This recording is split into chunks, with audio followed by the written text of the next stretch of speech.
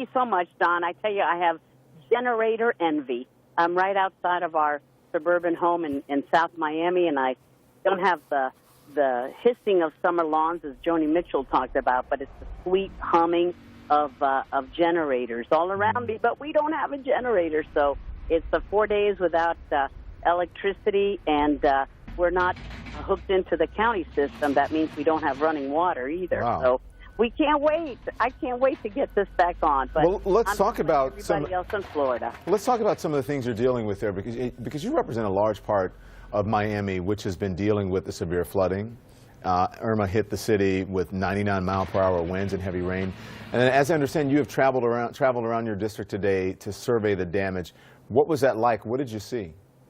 Well, it's been incredible. What a change from the daylight hours to the nighttime hours, because we have a curfew in Miami-Dade County starting at 7 p.m. And boy, people are really heeding that. I don't know if the police are giving tickets or warnings, but it is pretty desolate at the nighttime as we were driving home. But all around, what I see are folks looking at gas stations. There aren't any that are open that I could see dispensing gas, and lots of Florida Power and Light trucks and trucks, thank goodness, from other states that are helping us out.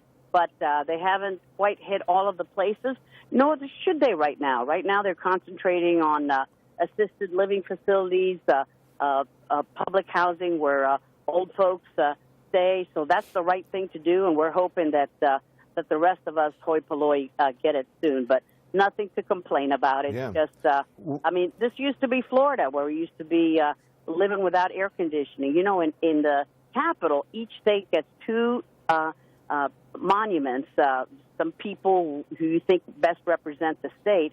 And one of the guys that we picked is the one who invented Freon, which is what air conditioning is based on. Which you guys need so much. I'm going to worship him at his feet when I get back to D.C. Well, speaking of power, let me ask you, because the mayor of Miami, Congresswoman, said that 72% of the city is without power. When do you expect your constituents will have power back? Do you have any idea? No, it's going to be weeks and weeks and weeks, and I believe that people need to be patient. We do see the trucks rolling around. They are trying to help, and I know people, we're used to air conditioning because our homes are built around that. Our schools are built around that, and that's the reason why there's no Miami-Dade County public schools opening. First of all, because they're being used as shelters. People have not gone back to their homes because they don't have any power there. And so there are no schools, there's no power.